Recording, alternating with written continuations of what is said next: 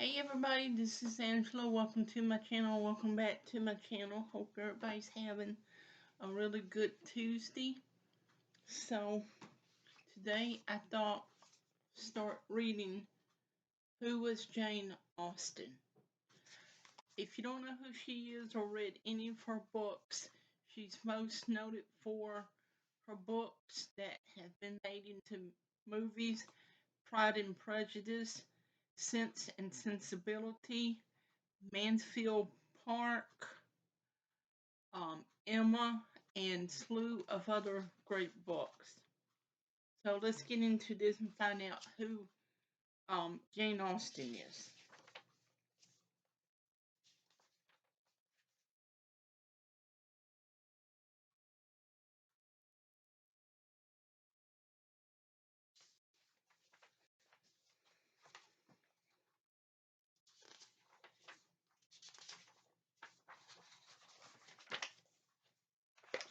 Chapter 1. Off to School. Reverend George Austen looked after the parish in Stepton, a small village about 50 miles west of London. He and his wife Cassandra had expected their seventh child to be born in November, but the baby did not arrive until December 16th, 1775. They named her Jane. In the south of England, the winter of 1775 was very cold and snowy. The harsh weather kept the Austen's children inside, but Jane's siblings, James, George, Edward, Henry, Cassandra, and Frances, were happy to have another baby to play with. And the Austens were pleased that Cassandra, who was almost 3 years old now, had a sister. Once spring arrived in Stepton, Jane was sent to live with a foster family in the village. Sending a baby to live with another family might sound strange, but this was common at the time. All of Jane's brothers and sisters had also gone to live with other families when they were young. James, Jane's parents felt it would be easier for their younger children to return home when they were older, especially since the house was already very crowded. Reverend Austen also used the family home, which was called a rectory, and as a school. He tutored students to earn money to support his family. From August to December and February to June, the Austen had students living with them. Reverend Austen taught them Latin, Greek, geography, and science. The students, who were all boys, slept in the attic rooms at the top of the house. Jane's father also raised cows, sheep, and chickens to bring in extra money to support his growing family. By the time Jane was 3 years old, she was once again living with her family, and her younger brother Charles had been born in 1779.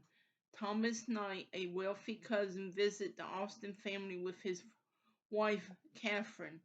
The Knights were charmed by Jane's brother Edward, who was 12 at the time. The couple asked if Edward could join them on their travels, and in 1783 the Knights officially adopted Edward, who became the heir to their large fortune. That meant that someday he would inherit the Knights' money and their property. The Austen's house was crowded and noisy, but although they did not have a lot of money, it was a happy, comfortable place. The library was filled with Reverend Austen's books, and Jane spent a lot of time there. The family also read out loud to one another, and Jane's parents encouraged their children and Reverend Austen's students to write and to put on skits, short performances for their own entertainment.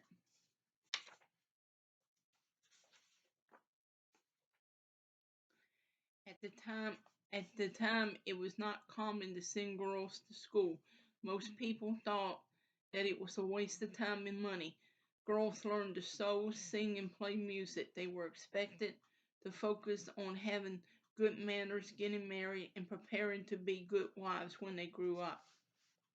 But Jane's older sister, Cassandra, was sent to a boarding school in Oxford in the spring of 1783 when she was 10 years old. Jane and her older sister had become very good friends, and Jane begged her parents to let her go to boarding school as well.